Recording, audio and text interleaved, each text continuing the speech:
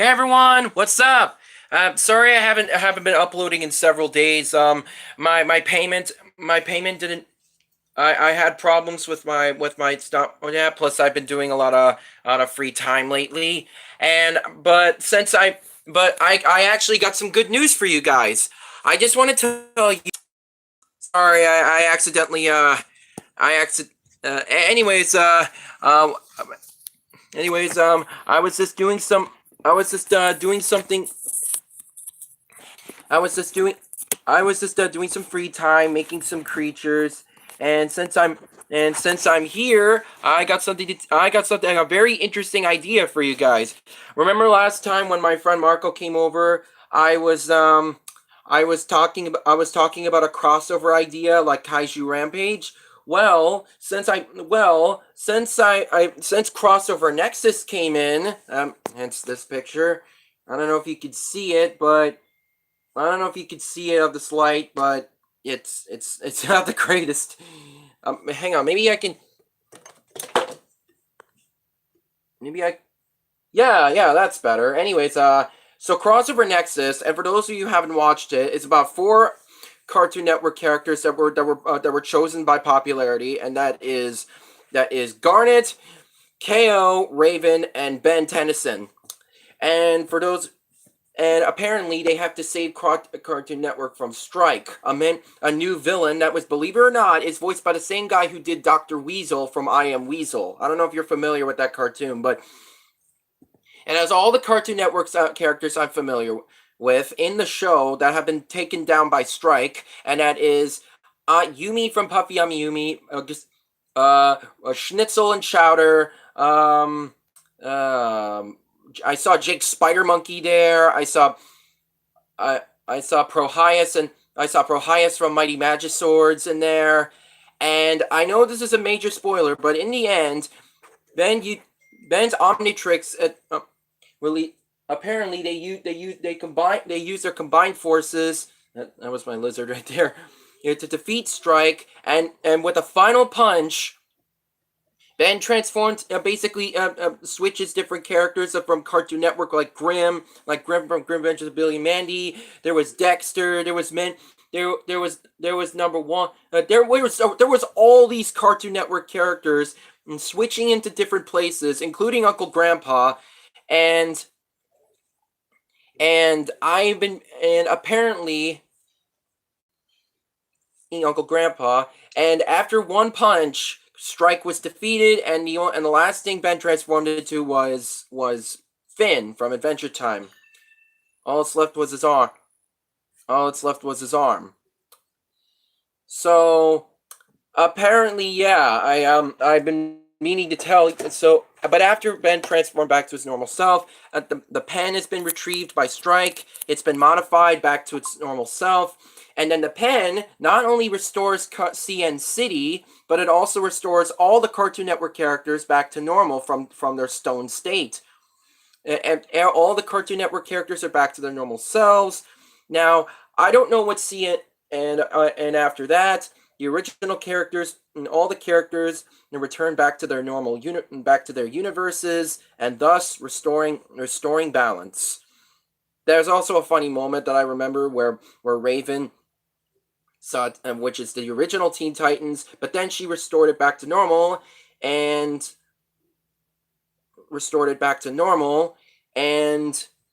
yeah, but then she restored it to Teen Titans Go, and yeah, I guess that. Oh my gosh, the no matter what, Teen Titans will always be. Teen Titans Go will never be as good as the original Teen Titans. I'll give you that. But The Night Begins to Shine, still awesome. I'll give them to that. It's like they went back to their roots, and I'm happy. Moving on. So anyways, now I don't know what CN City is, but I think it's basically basically the heart of Cartoon Network. Basically, whenever other Cartoon Network shows are Cartoon Network shows, or the Cartoon Network characters go there is basically as their home place. basically it's like the heart of Cartoon Network. It's basically the city, the center of all the universes of Cartoon Network in one. So basically it's like a home for every Cartoon Network character that show has been pulled the plug or canceled, or in this case didn't Ace already ran its seasons. So yeah, the show actually did a crossover Nexus. I only watched a few part of it and I only saw a few pictures, but I'm to tell you the truth, I mean I love crossovers. I think they're amazing, but sometimes I'm not really a huge fan of crossovers. I'm really a huge fan of crossovers. I mean, for example, Steven Universe Say Uncle, on the other hand, it's a crossover that doesn't go well, but at least it has a moral lesson to it. That Powerpuff Girls Teen Titans Go crossover. Why? Anyways, um, there are other crossovers that I remember. Oh shoot, there's something. Anyways, but without a further ado, I have a crossover idea that is actually some sort of like a direct sequel to Crossover Nexus, but with a little bit of mixture in the mix. Now, now, like Crossover Nexus, four characters. Each of these characters are going to be in the four universes, like Teen Titans, Steven Universe, OKKO, and Ben 10. But I want to give it like a little bit of. Wanted to give it a little bit of a little bit of I wanted to have a little bit of a twist. You see, Crossover Nexus had dang it, dang cord. Crossover Nexus had only four characters. Had only four characters. Had only four characters from four different universes. I decided I wanted to give two characters from their four universes, and here's my four. So that makes it like eight. Yeah. So it would be Garnet and Lion, KO and Dendy, Raven and Beast Boy, and Ben and Gwen. That's basically my eight. Now, the reason why I chose these four is because, well, I want to add a little bit of a more nostalgia to it, and in the original Teen Titans, Raven and Beast Boy had some sort of a relationship, had some sort of a relationship, a relationship in the two. In the episode Spellbound, after Beast Boy apologizes that after Malchior broke Raven's heart, he admits that Raven is creepy, but well, I mean, Raven said that don't say I'm not creepy, and he says, okay, you're way creepy, but that doesn't mean you have to stay in your room, and then and then finally, and a bit of what?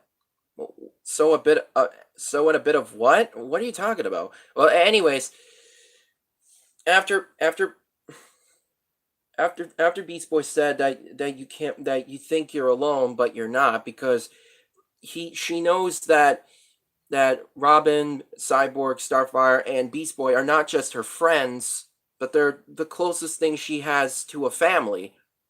And after she comes out of her room, she gives Beast Boy a hug, which is, I gotta admit, warms my heart.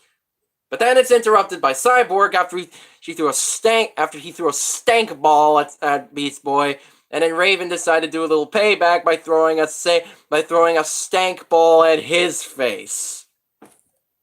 How a happy ending to an awesome episode. Still, I am very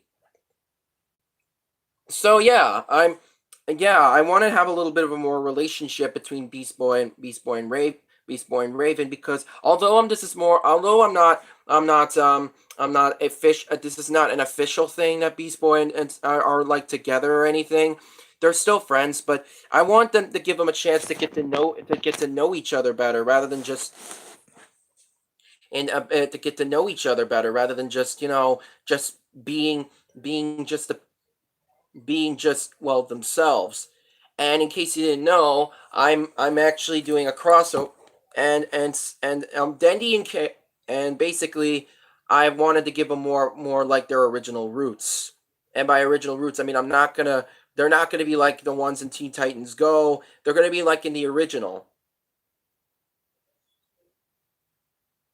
Joshua, Joshua, well, a bit of what? What are you talking about?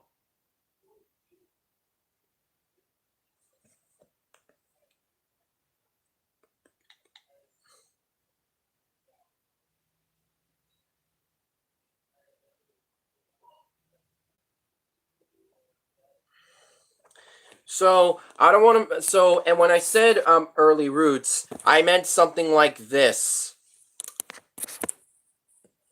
These have been taken from the original. These have been taken. These have been taken from a concept I got from Google.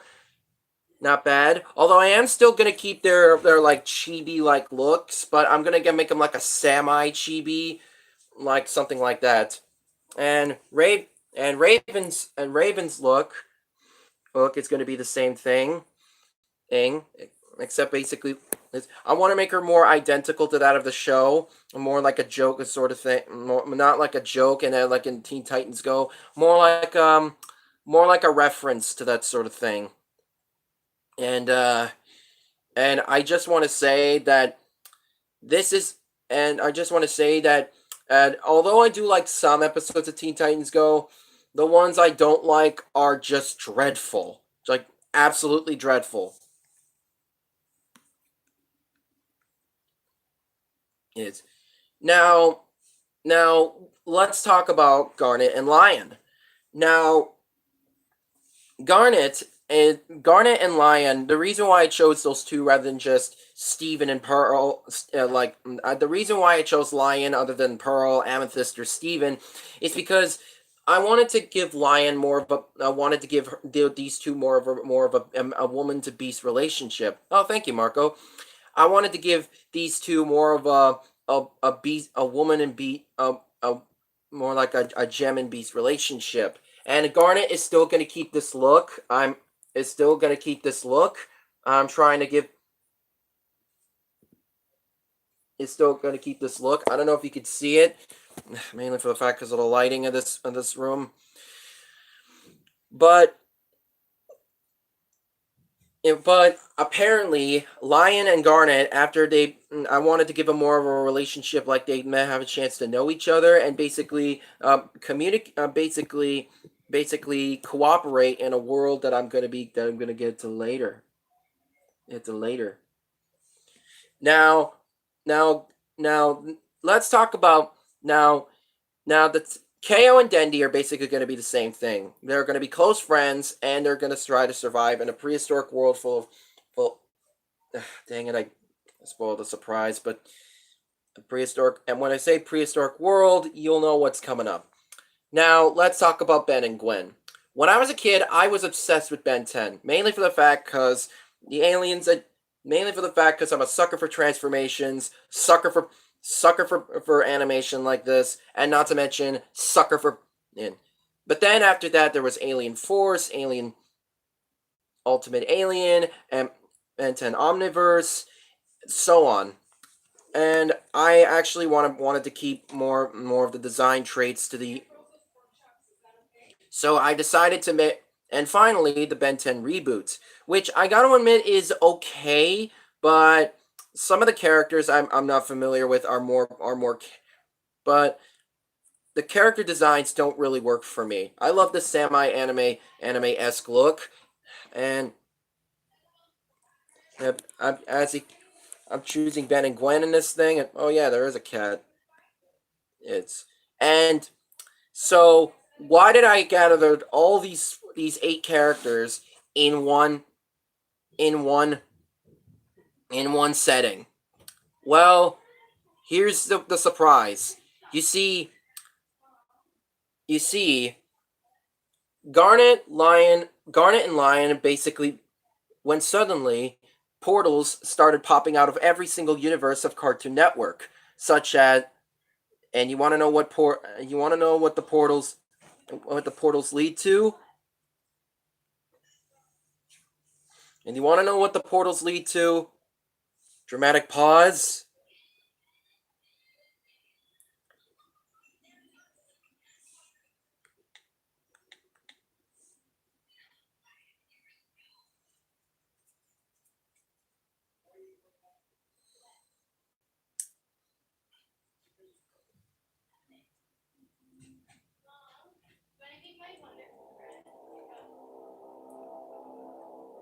Hang on. Sorry, my nose was itchy.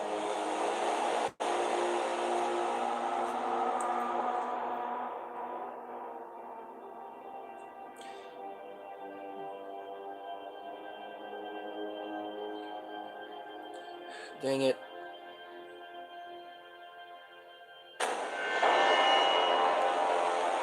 I hope you can hear it. So the portals that popped out of every single Cartoon Network universe led to this.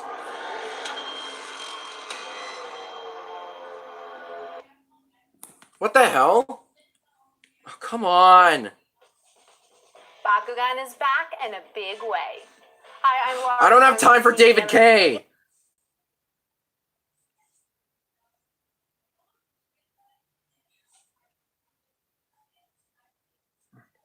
Sorry for the delay. It's just that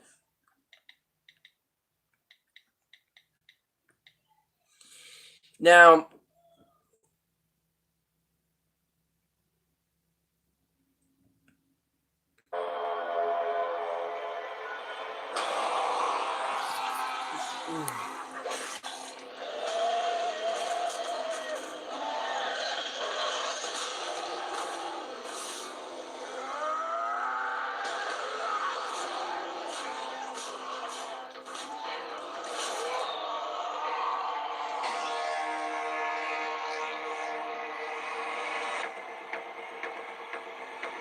that's awesome.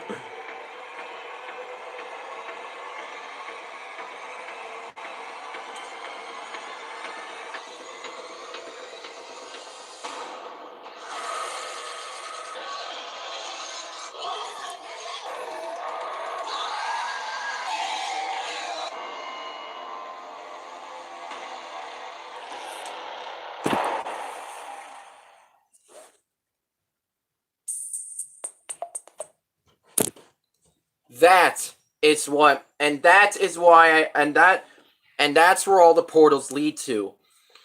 The portals of the the portals of all the of all the universes have been the portals have been popping up in every single universe of Cartoon Network, like Steven Universe, OKKO, Ben 10, and Teen Titans, My Gym Partner's a Monkey, Foster Stone for Imaginary Friends, Dexter's Laboratory, Pop-Up Girls, basically Samurai Jack, basically every single portal from Spears' universe have been every single, and you want to know what the portals have been, and the portals are, and you want to know what the portals are doing? They are transporting every single. They've been transporting every single prehistoric creature from Spears' universe, and what do they start doing? They immediately just start massacring everything. Well, I mean, they don't kill people. I mean, they've been attend. Okay, in a minute.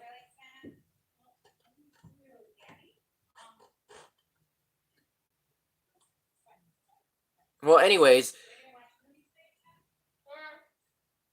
So, anyways,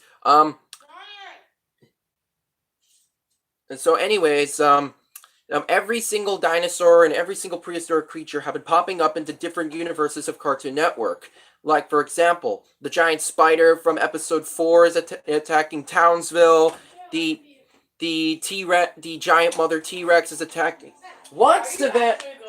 What, Savannah? Gabby wants to say hi. Hi. Hi, Johnny. How's it going? Gabby, you're on a live video with all those YouTubers. Hi. subscribe. Whoever's watching this, Please. you're gonna like the future Please videos. go. You're gonna like the future videos. They're gonna be amazing. Close the damn door.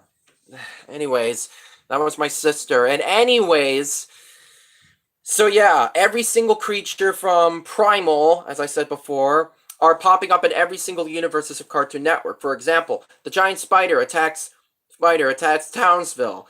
The dinosaurs attack. The raptors attack the raptors from episode 4 attack. Sorry about that, technical difficulties. Anyways, the raptors attack which would be a good one? The raptors attack Charles Darwin Middle School for my gym partner's a monkey.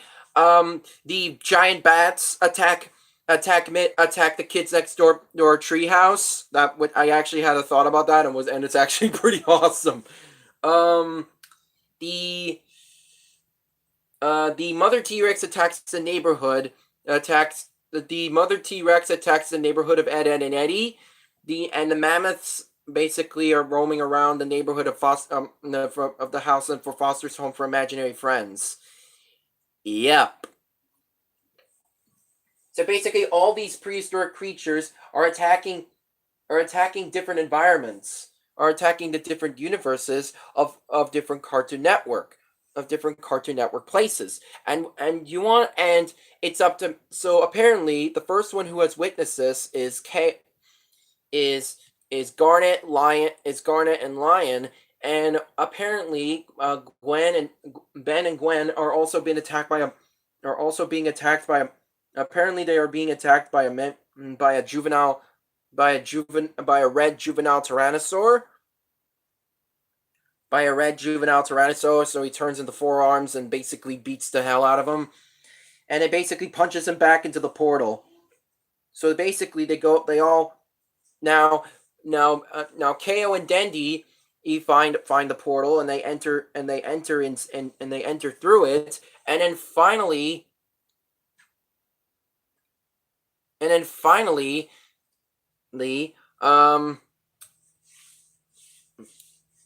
Beast Boy and Raven enter through it, and they basically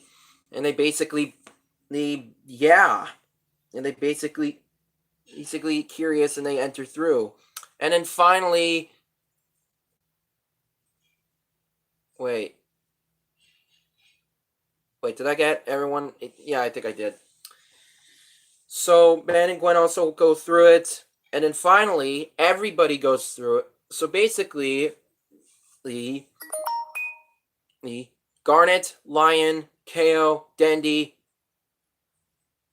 Ben, Gwen, Raven, and Beast Boy were all transported to this prehistoric world, and these portals have been transporting every single prehistoric creature in the valley, and they start seeing the valley of which they enter. Basically, the animation is just like that of what Grandy Tartakovsky would do, and basically, the first animal they encounter, other than the T and all the other animals, was the pterosaur in the valley. You know, the giant pterosaur from episode 1? Yeah, that's the one. The one that goes, yeah, that's the one. Apparently,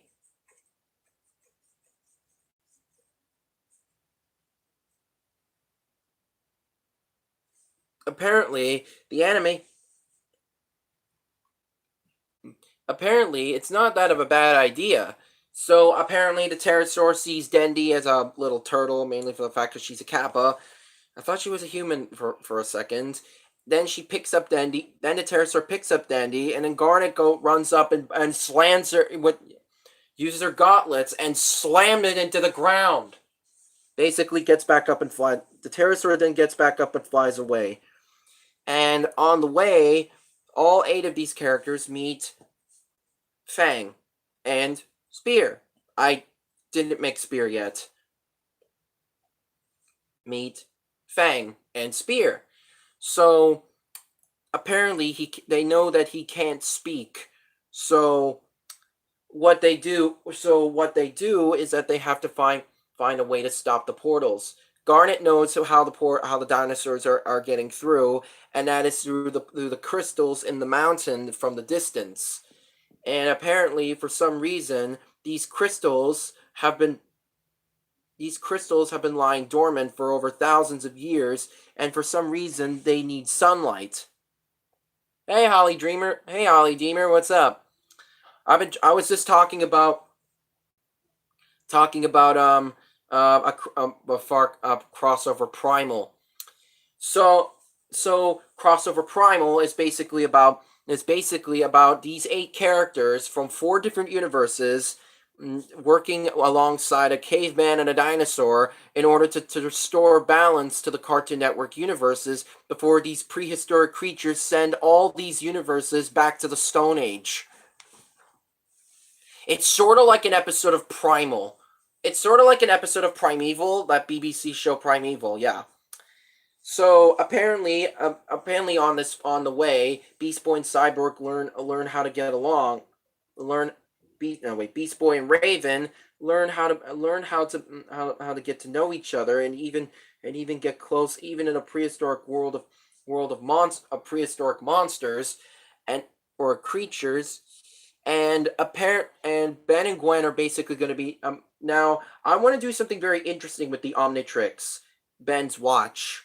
Now, you want to know how in Crossover Nexus he can transform into different Cartoon Network characters, and in one episode in the original series, Ben lost the ring to the Omnitrix and can transform into hybrid alien combos like Stinkfly, Iron Forearms, Brainiac, and Diamond Black. I forgot the rest, and Ripjaws and Heat Blast, which is another cross combination. So I actually want to do something very interesting with Ben's Omnitrix. After they traveled into the portal, the Omnitrix had some kind of glitch, a glitch that not only brings them to the prehistoric world, but also gives him new types of aliens. And by new types of aliens, I mean the type of aliens that will basically have de-evolved over time. And you're probably wondering why. And you're probably wondering what that orange creature I was making. What was it? Well, I'm not making it. I mean, this is just a prototype. Well, out of all the aliens that I love from the original Ben 10 series, my number 1 favorite is Wild Mutt. Yeah, Wild Mutt's my personal favorite, mainly for the fact because I'm a sucker for animalistic creatures, and the roar he makes is basically an edited lion's roar. Kind of sounds like something out of Dinosaur Planet as demonstration. Dang it. So anyways, this is just a rough copy of Wild Mutt, except this is not just a Wild Mutt. This is actually something I like to call Primal Mutt, because apparently Ben's aliens have somehow transformed into alien dinosaur hybrids. But this one is basically a hybrid with a Smilodon, and as you can see, it has the long saber teeth. Not bad. I also have the dual teeth right here just to give it more some sort of an edge to it. And his mouth can also open too, revealing a huge mouth of long saber teeth. Mouth of long saber teeth. And it even has the nostrils, the gill-like nostrils on the side. And I actually heard about this, and Wild Mutt's species name is called the Vulpermancer. I don't know why they call it that. I just think it sounds strange. Anyways, this Wild Mutt is it's going to be called Primal Mutt, and I want to give the aliens like resembling that of actual aliens, like forearms resembling that of a Homo sapien. I'm thinking about bringing back Humongousaur to make him more resembling that of a T-Rex. a T-Rex or basically a hybrid dinosaur or something like that. Um, uh, Ripjaws, I kind of want to give him a resembling that of a prehistoric, of a mosasaur or a prehistoric or any kind of prehistoric fish in general. Heat Blast, I guess he can be based. He can be like a pterosaur esque, like a pterosaur esque alien. A fiery phoenix pterosaur. That's something. Except I can't make something like that. Except it's fire. Well, so yeah, XLR. Yeah, I kind of want to make him like a resemblant out of a Gallimimus because why not? Or Ornithomimus, in case you didn't know. Uh, but I also want to put in some new type of aliens. I want to put in some new types of aliens. For example, there is an alien I like. There is an alien I made called. There is an alien idea I like. Oh, Sonic, called Sonic Boom. Wait. Called Sonic Roar. It's basically an alien hadrosaur or alien Parasaurolophus, if you want to put it that way. So basically, it's going to be like an alien species of hadrosaur that uses a loud that uses a loud shrieking honk, basically causing trees to splinter or crack, water to move. Basically, it's like a supersonic sonic honk or something. And the dinosaur and the honk I'm going to be using is actually and a scientifically accurate representation of a Parasaurolophus' honk. Basically, the one that goes hang on, I'll show you the demonstration.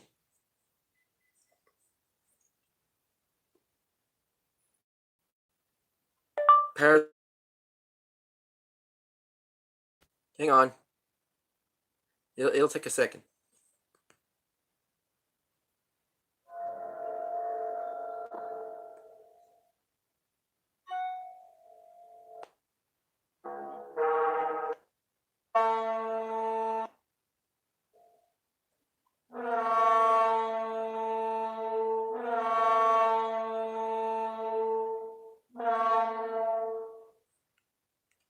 That's basically what I'm talking about.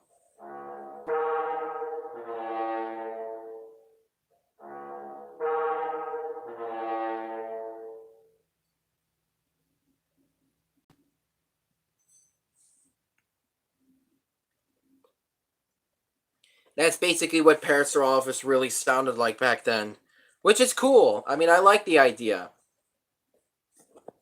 So yeah, I wanted to put the actual alien dinosaurs or other alien prehistoric creatures in the mix, adding some new ones and adding some old ones like Stinkfly, which is going to resemble like a Meganeura, and uh, upgrades out. I guess Ghost Freak, Spider Monkey. I guess he can stay because well, Primate. I want to add some new and old aliens to go with the mix, like prehistoric aliens like this. So yeah, I wanted to add some like new or old type of prehistoric creatures or aliens in the mix. And as you can, and lion and garnet and lion are basically going to be like spear and fang, except they've been known together for many years. And apparently, I wanted to have more relationship between lion and fang. I mean, between lion and garnet. But lion and fang would have like some sort of a relationship like that.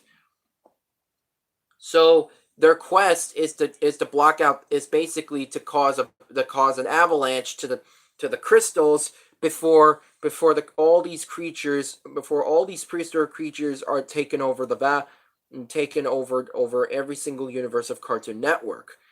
It's a clever idea, clever concept, and it's actually a pretty unique idea at the time. And pretty unique. Now I'll be honest with you. Primal is basically the greatest, most amazing animated show in all of Adult Swim. It's basically the most amazing, It's basically the most amazing, most great, most amazing modern masterpiece, and I'm sure everybody would agree on this. Everybody would agree. Everybody would agree on this.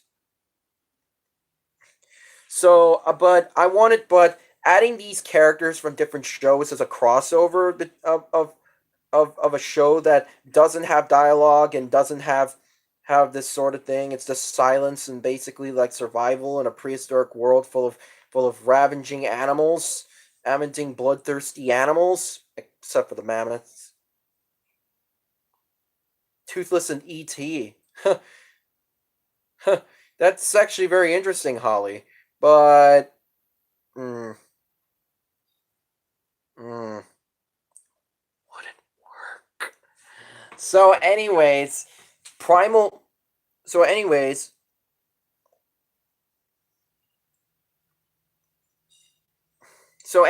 yeah, Primal. Sorry, when I was doing this face, I was thinking about the Fox and Cats manager and from the movie Pinocchio. His evil grin still haunts me to this day. So anyways, yeah. So anyways, yeah.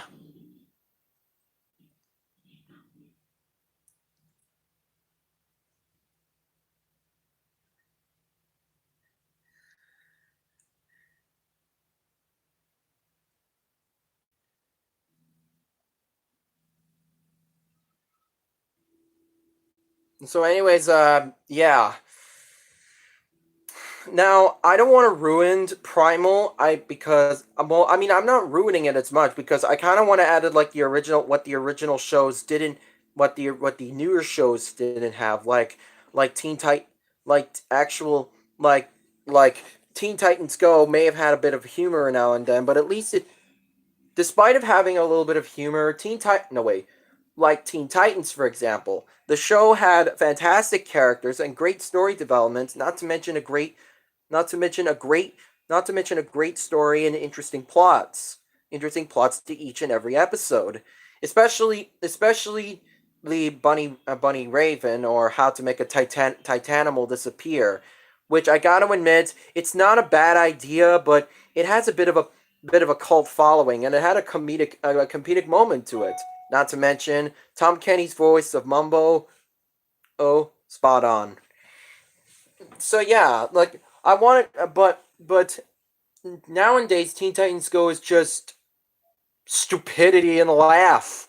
Not to mention, not to mention, and there was one episode it was Teen Titans Go where Beast Boy teaches people that greed is good, and good. And I hate to do a Sabrina the Teenage Witch reference, but how many times do I have to tell you greed is good? Greed strengthens. Greed, prosperity. Now give me Trump on the horn pronto! Yes, I'll hold. It just cracks me up. I have a friend named Sabrina, and basically I do a good like a good Salem voice, and there's another board, and then basically, fun fact: Salem is the same guy who voiced. Uh, Sorry, Big G. Dang it! Uh, Salem was voiced by the same guy who did this guy. Dang it! Sorry, this case is pathetic. Anyways, he's the same guy who voiced this guy, Norbert. And I gotta admit, when I first found out about that was awesome. Given the fact that given the fact that he's one of my favorite, given the fact that Angry Beavers was one of my favorite Nickelodeon shows, alongside SpongeBob, My Life as a Teenage Robot, Fairly Odd Parents, I guess. I mean, I love Fairly Odd Parents. It's one of my favorite shows as a kid, but then I had a little bit of a downside. Then Tough Puppy, and then but then there's Drake and Josh, and then there's iCarly. I can think of many other Cartoon Network shows I can love, except for Breadwinners. I don't know what to think about Breadwinners. Or what to think about Breadwinners.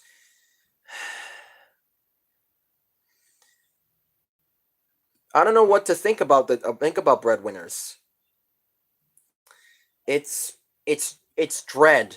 I mean, the Breadwinners is just weird as heck. I can't even imagine what the hell were they even thinking, or what the heck were they even talking about.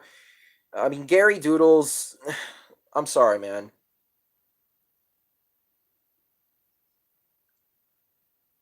Lincoln Loud or SpongeBob. Okay, okay. Holly, crossover Primal is so yeah.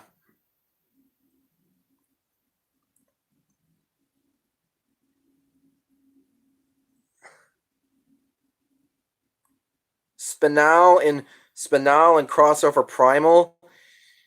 Yeah, I'm not gonna. I don't know, man. It's gonna be hard. Dang it! That song. I swear that song, "Other Friends," sounds like something out of the 50s, which I guess is supposed to be the trend here. Something out of the 40s, which I guess is supposed to be the trend, I guess. Supposed to be the reason.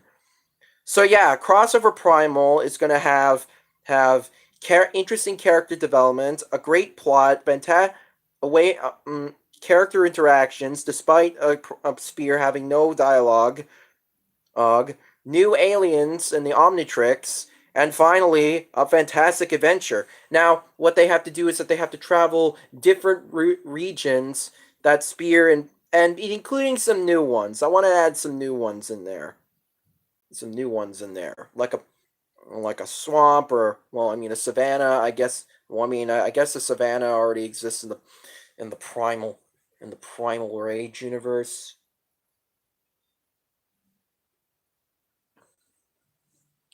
And the age of Primal has begun, apparently. But before I work on crossover Primal, someone actually wanted me to do like a Christmas special of Yokai Watch, and you know what? I think I might actually do that. I actually want to do that. I actually want to do that, and yeah, that's basically what I'm going to be doing. So yeah, so I I guess that's all there is to it. And I want to thank you guys. And apparently on my Joshua was talking to me strange questions for some reason, but glad you joined this well, I mean, not podcast, but live stream.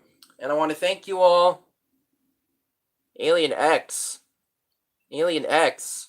Well, I wanted to add some like newer ones, like based on prehistoric creature. I wanted to give them a comment. I wanted to give some of the aliens with a combination of prehistoric creatures. Yeah. I hope you guys enjoyed this video.